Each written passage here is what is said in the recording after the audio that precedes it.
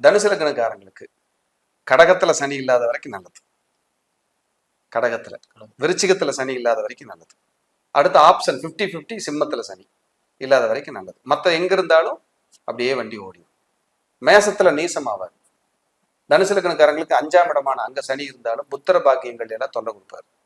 நீசமாயிடுறாருல. தனகாரகன் முயற்சிக்கான கிரகம் போய் அங்க நீசமாகுது. சனீஸ்வரன் ஈஸ்வரன் பட்டம் கிடைச்சதுல நவகிரகங்கள்லயே சனீஸ்வரன் தான் ஒருத்தர்.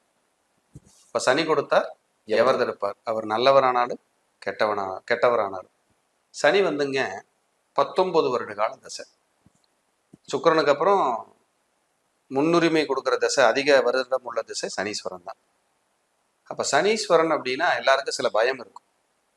நமக்கு ஏதாவது பிரச்சனை ஆயிருமா, ஏதாவது இழந்துருவோமா, ஏதாவது அவமானம் வந்துருமா, பொருளாதார இழப்பு வந்துருமா, இப்படியெல்லாம் பயப்படுறது இயற்கை சனீஸ்வரனை கண்டா.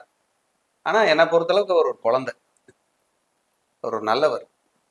அவர் திருத்துறத நம்ம வருத்துறதா நினைச்சுக்குவோம். அவர் என்ன சொல்றாருன்னா,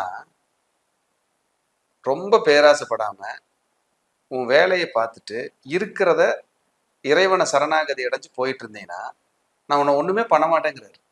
சூப்பர் ரோல். ஆமா, நம்ம ஆளுக்கு இது கேட்பாங்கிறீங்களா? ஆசை யாரை விட்டது?